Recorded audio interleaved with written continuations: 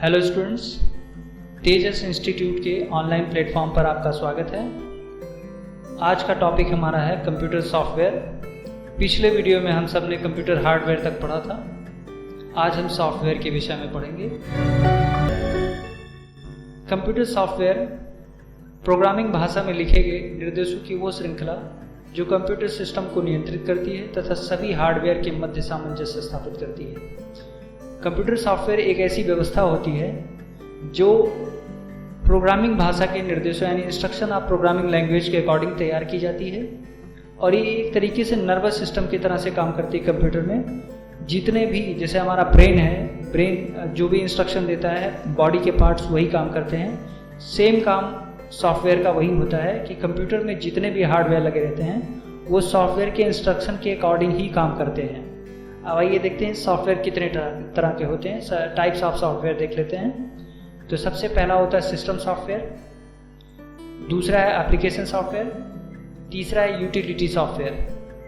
अब हम एक एक के विषय में थोड़ा सा डीप स्टडी करते हैं। सबसे पहले हम स्टडी करेंगे सिस्टम सॉफ्टवेयर के विषय में। तो यह सिस्टम ये कंप्यूटर को नियंत्रित करता है तथा कंप्यूटर और यूज़र के मध्य संवाद स्थापित करता है, अर्थात हम कोई कार्य सिस्टम सॉफ्टवेयर के नियंत्रण में करते हैं। सिस्टम सॉफ्टवेयर बेसिकली क्या करता है? सिस्टम सॉफ्टवेयर यूज़र और हार्डवेयर के मध्य इंटरफेस प्रदान करता है। अगर सिस्टम सॉफ्टवेयर किसी कंप्यूटर के अंदर नहीं है तो यूज़र जो है सिस्टम को यूज़ ही नहीं कर पाएगा। इसलिए सिस्टम सॉफ्टवेयर के माध्यम से यूज़र और हार्डवेयर के मध्य इंटरफेस प्रदान किया जाता है। अब आइए सिस्टम सॉफ्टवेयर के भाग के विषय में जान लेते हैं। पार्ट ऑफ सिस्टम सॉफ्टवेयर, सबसे पहला पार्ट है ऑपरेटिंग सिस्टम।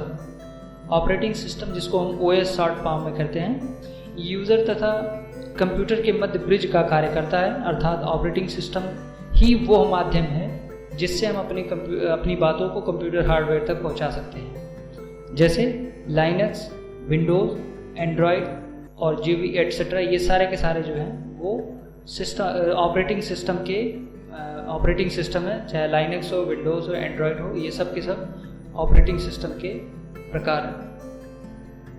ऑपरेटिंग सिस्टम वही काम करता है, यानी सिस्टम सॉफ्टवेयर का एक पार्ट होता है ऑपरेटिंग सिस्टम। तो ऑपरेटिंग सिस्टम जो है वो यूज़र और हार्डवेयर के बीच में एक ब्रिज की तरह काम करता है, जिससे कि यूज़र और हार्डवेयर के बीच में कम्युनिकेशन बनाया जा सके। अब आइए दूसरा पार्ट जानते हैं, DBMS। इसको बोलते हैं डेटाबेस मैनेजमेंट सिस्टम। कंप्यूटर में स्टोर प्रोग्राम या सूचना को क्रमबद्ध संगठित करता है तथा उन्हें विश्लेषित करता है। कंप्यूटर में जो पहले से इंस्टॉल प्रोग्राम होते हैं उनको सिस्टमेटिकली जो है लगाना तथा उन्हें विश्लेषित करने का मतलब है कि उनको जो है किसके कब भेजना है, कब के, जैसे यूज़र क्या चाहता है वो यूज़र जो है वो अगर सिस्टम यूज़ कर रहा है तो line by line user program को खोलना या उन्हें मैनेज करना, ये सब काम जो है डेटाबेस मैनेजमेंट सिस्टम के थ्रू किया जाता है। ये भी सिस्टम सॉफ्टवेयर का एक पार्ट होता है। अब अगला आइए देखिए, जैसे DBMS क्या क्या परफॉर्म करता है। ये नए प्रोग्राम को जोड़ भी सकता है, अवांछनीय प्रोग्राम यानी जो बेवजह के प्रोग्राम हैं उनको हटा भी सकता है। ये दोनों काम या इससे और भी काम जैसे तुलनात्मक अध्ययन या फिर जो भी चीज़ें होती हैं कंप्यूटर के अंदर, कुल मिला के सिस्टमेटिकली जो प्रोग्राम को इंस्टॉल करना या उन्हें डिलीट करना, ये सब के सब डेटाबेस मैनेजमेंट के ऊपर डिपेंड करता है।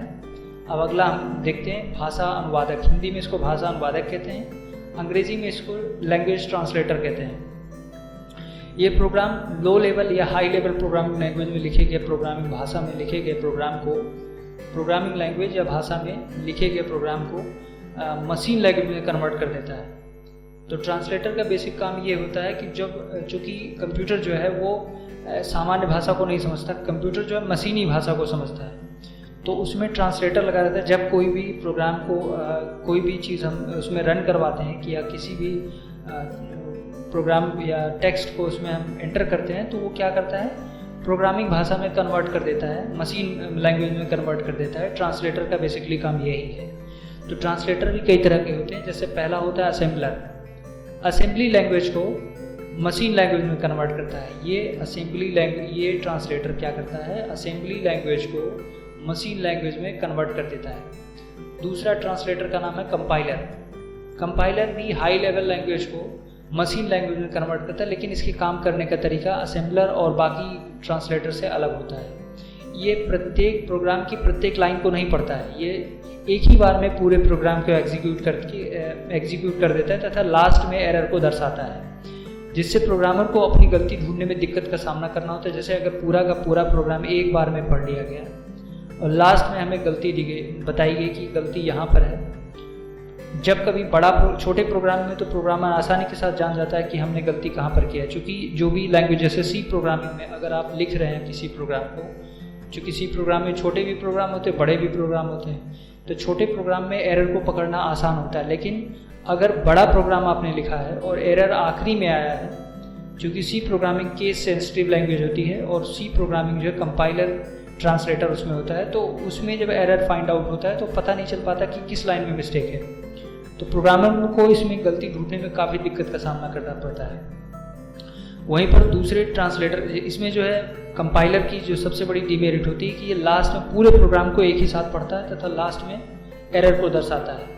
जबकि अगला ट्रांसलेटर जिसका नाम इंटरप्रेटर है, ये ट्रांसलेटर जो होता है एक लाइन बाय लाइन प्रोग्राम को पढ़ता है, एक एक लाइन को प्रोग्राम को पढ़ेगा, जिस लाइन में गलती मिल जाती है प्रोग्रामर को वहीं वो लाइन उस लाइन की गलती को दर्शाना शुरू कर देता है तथा प्रोग्रामर आराम से पकड़ लेता है कि मेरी गलती मैंने कहाँ पर की है, किस लाइन में गलती है, और जैसे ही आपने उस लाइन में गलती को सुधारा तुरंत प्रोग्राम एग्जीक्यूट हो जाता है। तो interpreter line by line program को पढ़ता है, जबकि कंपाइलर पूरे के पूरे प्रोग्राम को एक बार में पढ़ के आखिरी में एरर को दर्शाता है। जबकि इंटरप्रेटर एक एक लाइन को पढ़ के किस लाइन में गलती है वो उस लाइन में गलती को दर्शा देता है तथा प्रोग्रामर द्वारा उस लाइन की गलती को दूर करके प्रोग्राम को एग्जीक्यूट करवा लिया जाता है। इंटरप्रेटर बेस्ड लैंग्वेज है आपकी पाइथन, कंपाइलर बेस्ड लैंग्वेज आपकी सी प्रोग्रामिंग है। अब दूसरे सॉफ्टवेयर की बारी आ गई। अभी तक हमने पढ़ा सिस्टम सॉफ्टवेयर के विषय में, अब हम एप्लीकेशन सॉफ्टवेयर के विषय में पढ़ेंगे। ये तो लैंग्वेज ट्रांसलेटर बीच में एक नया टॉपिक आ गया था, इसके विषय में थोड़ा जानना ज़रूरी भी था, क्योंकि ये बहुत ही इंपॉर्टेंट टॉपिक होता है, कभी कभार पूछा जाता है। अक्सर जो है अगर ओ लेवल में आप जाएंगे तो निश्चित तौर पे ये काफ़ी इसका तीनों का काफ़ी महत्व है, कई बार इनसे अच्छे प्रश्न पूछे जाते हैं, तो इनके बारे में जानना आपको ज़रूरी था। अब हम एक नए अब तक हमने सॉफ्टवेयर के विषय में हम पढ़ रहे थे, चूँकि अब हम एप्लीकेशन सॉफ्टवेयर के विषय में पढ़ेंगे। एप्लीकेशन सॉफ्टवेयर जो कार्य के उद्देश्य को ध्यान में रखकर बनाया गया है और इसी सॉफ्टवेयर पर हम कार्य करते हैं, जैसे फ़ोटो बनाना, डॉक्यूमेंट बनाना, प्रिंट रिपोर्ट निकालना आदि। एप्लीकेशन सॉफ्टवेयर जो है किसी विशेष उद्देश्य के तहत बनाया जाता है। जैसे आपको अगर टैली यूज़ करना है तो टैली में तो आप टाइप नहीं कर सकते, जैसे सामान्य टेक्स्ट को अगर टाइपिंग करना हो, कोई पेज वाइज टाइप करना हो, तो टैली में आप जब कोई काम करते हैं तो निश्चित तौर पे उसमें आपके हिसाब किताब का कार्य हो सकता है, यानी कैलकुलेशन से संबंधित चीज़ें उसमें कराई जा सकती हैं। तो उसी तरह से आपका जैसे ये आपका MS वर्ड हो गया, MS वर्ड में टाइपिंग का काम अक्सर होता है कि आप उसमें जो है पावर पॉइंट में आप प्रेजेंटेशन तैयार करते हैं। उसी तरह से मतलब एक एक सॉफ्टवेयर को, जो एप्लीकेशन सॉफ्टवेयर होते हैं उनको स्पेशली किसी एक खास काम के लिए बनाया जाता है। तो एप्लीकेशन सॉफ्टवेयर जो होते हैं वो यूज़र की आवश्यकता को ध्यान में रखकर बनाया जाता है। जो आवश्यकता को ध्यान में रखकर, उद्देश्य को ध्यान में रखकर बनाया गया है सॉफ्टवेयर हो, वो एप्लीकेशन सॉफ्टवेयर कहलाता है। ये दो तरीके के होते हैं, एप्लीकेशन सॉफ्टवेयर दो तरीके के होते हैं। पहला होता है सामान्य उद्देश्य यानी जनरल पर्पज एप्लीकेशन सॉफ्टवेयर। सामान्य सभी यूज़ को ध्यान में रखकर विकसित किया गया, जैसे word processing, spreadsheet presentation software इत्यादि। मैंने अभी आपको बताया कि सामान्य यानी जनरल पर्पज एप्लीकेशन सॉफ्टवेयर जो भी है, जैसे आपके word processing, spreadsheet presentation software इत्यादि, ये सब के सब जो है ये जनरल पर्पज एप्लीकेशन सॉफ्टवेयर, इनसे जो है सामान्य स्तर के काम किए जा सकते हैं। अब देखिए स्पेशल, ये जो आपके स्पेशल एप्लीकेशन सॉफ्टवेयर हैं, स्पेशल पर्पज जो भी एप्लीकेशन सॉफ्टवेयर है, इनके बारे में थोड़ा देख लेते हैं। जो सॉफ्टवेयर किसी विशेष उद्देश्य को ध्यान में रखकर बनाए जाते हैं, जैसे आपका इन्वेंट्री मैनेजमेंट सॉफ्टवेयर है, पेरोल है, एट्सेट्रा, ये सब के सब जो है ये यूज़र के स्पेशल, जैसे अगर कोई बड़ा कंपनी का मालिक है या कोई भी है, अगर वो बड़े पैमाने पर कोई काम कर रहा है तो अपना एप्लीकेशन सॉफ्टवेयर तैयार करवाते हैं, वो उसके अपने काम के अकॉर्डिंग उसे तैयार करवाते हैं, फिर उसके बाद उसे यूज़ में लेके आते हैं। अब तीसरा जो सॉफ्टवेयर है वो यूटिलिटी सॉफ्टवेयर है। आइए, अब तक तो हमने पढ़ा कि कंप्यूटर सिस्टम सॉफ्टवेयर के विषय में पढ़ा, फिर एप्लीकेशन सॉफ्टवेयर के विषय में पढ़ा। अब हम यूटिलिटी सॉफ्टवेयर के विषय में पढ़ेंगे।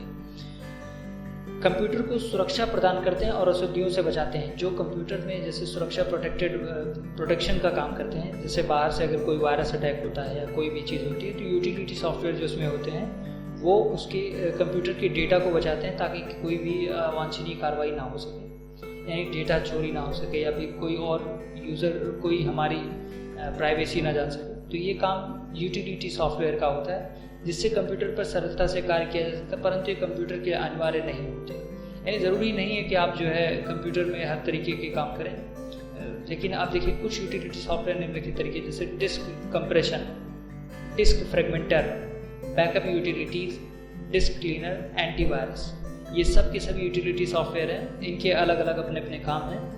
जैसे एंटीवायरस है, ये आप जानते होंगे, एंटीवायरस जो है ये एक तरीके से हमारी सुरक्षा को कंप्यूटर में डेटा को बचाता है, सुरक्षा प्रदान करता है ताकि कोई हैकर वगैरह या कोई भी गलत तरीके से हमारे सिस्टम में प्रवेश ना कर सके।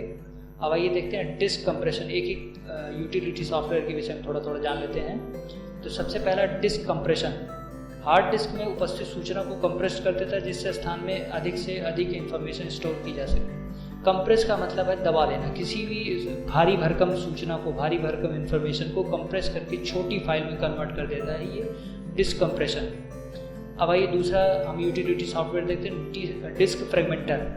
डिस्क फ्रेगमेंटर का क्या काम है? डिस्क आपने सुना होगा, डिस्क फ्रेगमेंट या कंप्यूटर की हार्ड डिस्क पर अलग अलग जगहों पर बिखरी फाइल्स को एक स्थान पर लाता है जिससे हार्ड डिस्क में खाली जगह व्यवस्थित हो जाती है। डिस्क फ्रेगमेंट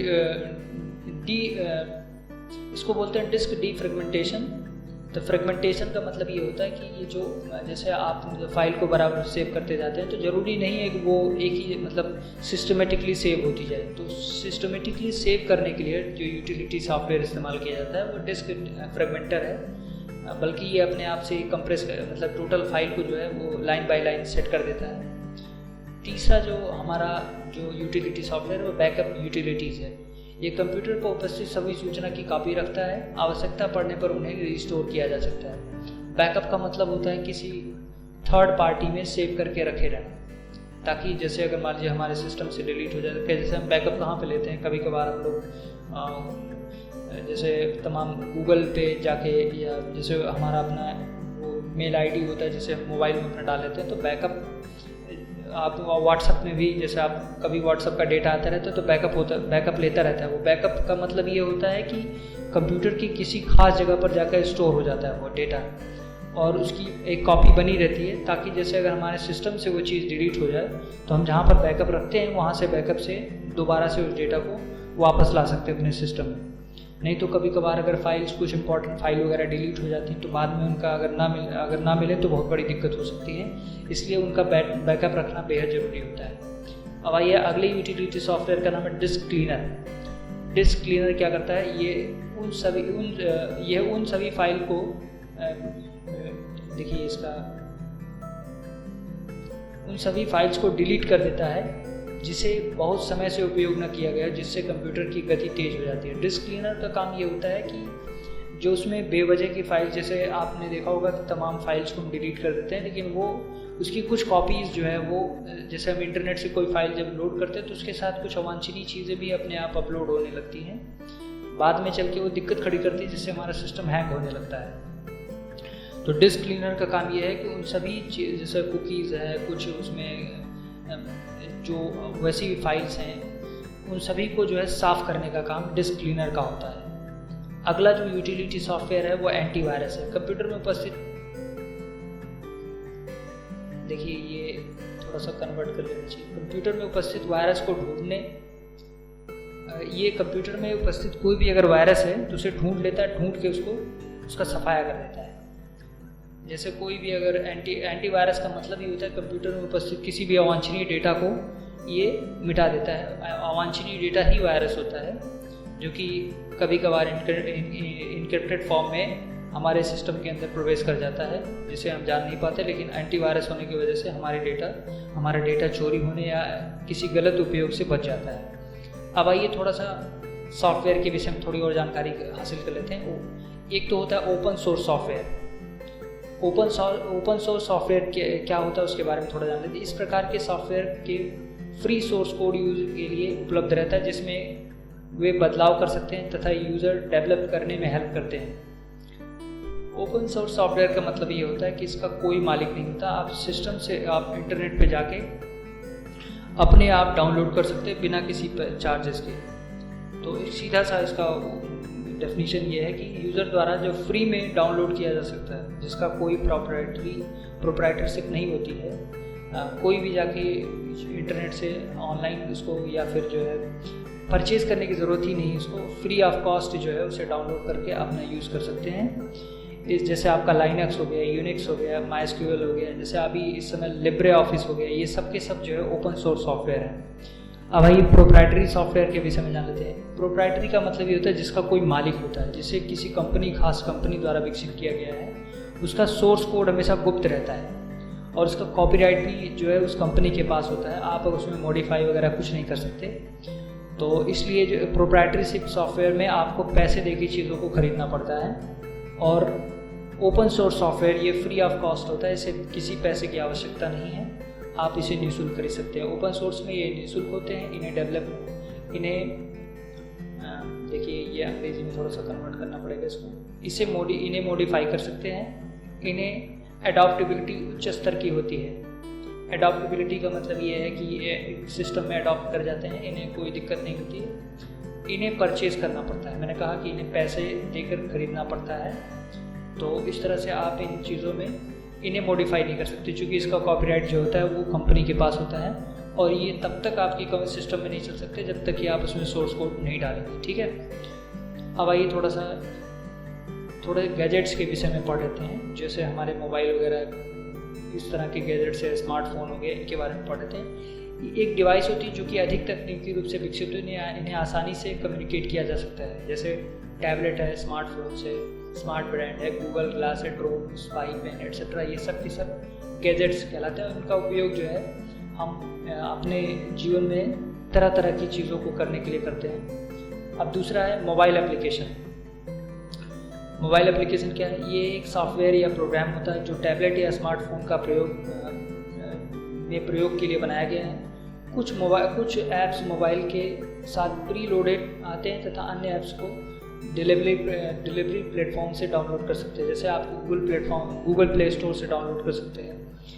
कुछ मोबाइल एप्लीकेशन सॉफ्टवेयर जो है उसमें आपके मोबाइल में या आपके टैबलेट में पड़े रहते हैं, कुछ को आपको गूगल प्ले स्टोर से जाके डाउनलोड करना पड़ता है। जैसे मोबाइल में जो प्री लोडेड सॉफ्टवेयर होते हैं वो जैसे आपका गूगल प्ले स्टोर हो गया, एप्पल प्ले स्टोर हो गया, विंडोज़ प्ले स्टोर हो गया, सब के सब उसमें पहले से ही पड़े रहते हैं। अब आइए जान लेते हैं थोड़ा सा भारत में सर्वाधिक यूज़ किए जाने वाले कुछ मोबाइल एप्लीकेशंस के विषय में। जैसे भीम, इसका फुल फॉर्म है भारत इंटरफेस फॉर मनी। ये यूपीआई का फुल फॉर्म होती है यूनिफाइड पेमेंट इंटरफेस के साथ पेमेंट ट्रांसफ़र करने की सुविधा देता है, जिससे आप सीधे बैंक खाते में मनी ट्रांसफ़र कर सकते हैं। भीम ऐप आपने देखा होगा, मोबाइल में भीम ऐप डाउनलोड किया जाता है और उसके माध्यम से जो है हम कैश को ट्रांसफ़र कर सकते हैं। यानी खाते में किसी के मनी ट्रांसफ़र करने का काम भीम एप्लीकेशन के थ्रू किया जाता है। दूसरा सॉफ्टवेयर जो हम यूज़ करते हैं, दूसरा मोबाइल एप्लीकेशन जो यूज़ करते हैं वो IRCTC। ये कुछ फेमस सॉफ्टवेयर है, मोबाइल एप्लीकेशन है। जैसे IRCTC का फुल फॉर्म होता है Indian railway and tourism corporation limited. ये भारतीय रेलवे द्वारा जारी ऐप्स है जो टिकट बुकिंग, टिकट कैंसिल करने की अनुमति देता है और यात्रियों को अप टू डेट रखता है। आपने IRCTC पर जब आप कोई अकाउंट बना लेते हैं तो उसके माध्यम से आप टिकट बुक कर सकते हैं। वहाँ से आप टिकट बुक कैंसिल भी कर सकते हैं, होटल बुक कर सकते हैं। यानी रेलवे संबंधित कोई भी जानकारी यदि आपको हासिल करना है कि कौन सी ट्रेन कहाँ जा रही है, कौन सी ट्रेन कब आ रही है, पूरी टाइमिंग के विषय में अगर आपको जानकारी इकट्ठा करनी है तो आप इस एप्लीकेशन के माध्यम से आराम से जानकारी इकट्ठा कर सकते हैं, कौन सी ट्रेन कब जाएगी, कहाँ जाएगी। तीसरा जो मोबाइल एप्लीकेशन है वो पेटीएम है। इसके संस्थापक विजय शेखर शर्मा हैं। कभी कभार आपसे ऑप्शनल क्वेश्चन में पूछ लेता है कि पेटीएम के संस्थापक कौन है, तो फाउंडर का नाम है विजय शेखर शर्मा।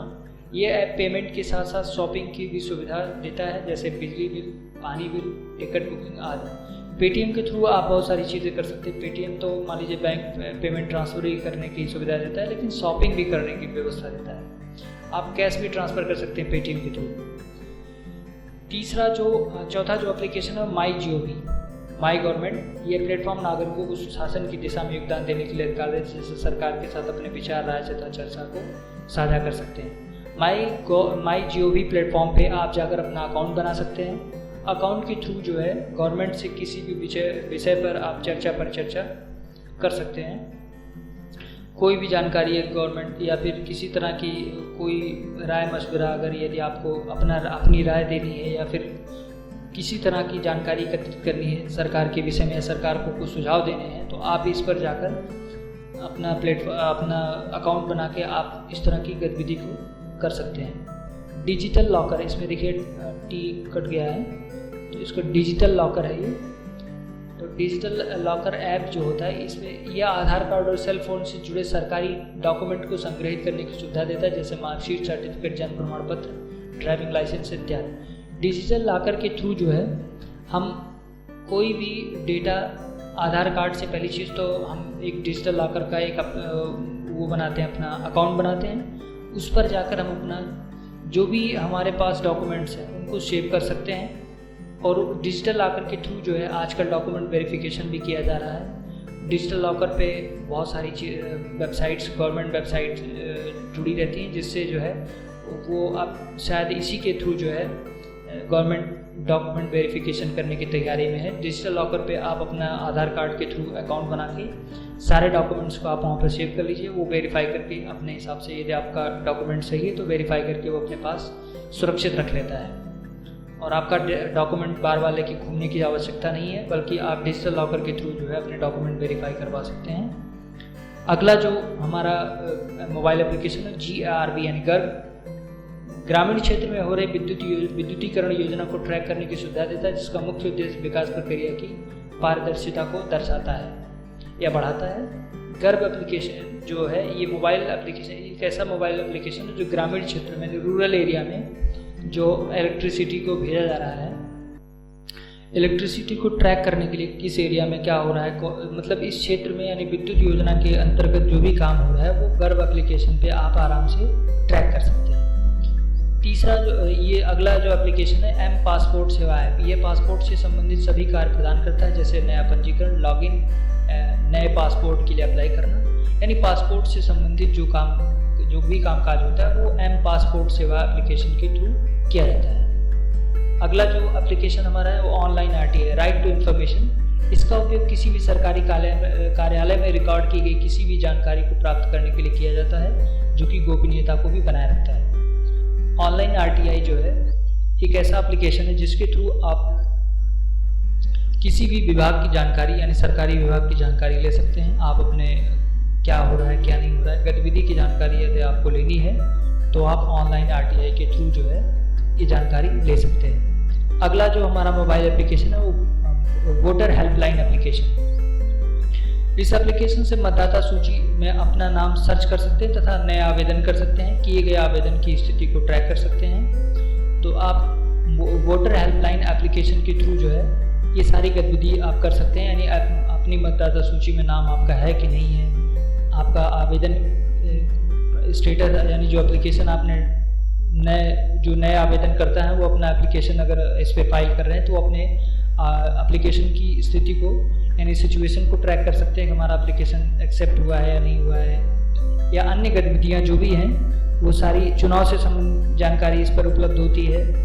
तो आपको जो है बहुत सारी चीज़ें इस पर जो कि मतदाता से संबंधित यानी जो भी आपके वोटर से संबंधित राइट्स हैं वो सारे के सारे इस पर मौजूद रहते हैं। आप यहाँ पर जो है अपना सूची में नाम दर्ज करवा सकते हैं, या जो भी मतलब वोटर से यानी वोटिंग प्रक्रिया से संबंधित जो भी चीज़ें हैं वो गतिविधि आप यहाँ पर कर सकते हैं। यदि आपको हमारा वीडियो पसंद आया हो तो हमारे वीडियो को लाइक, शेयर, सब्सक्राइब करें।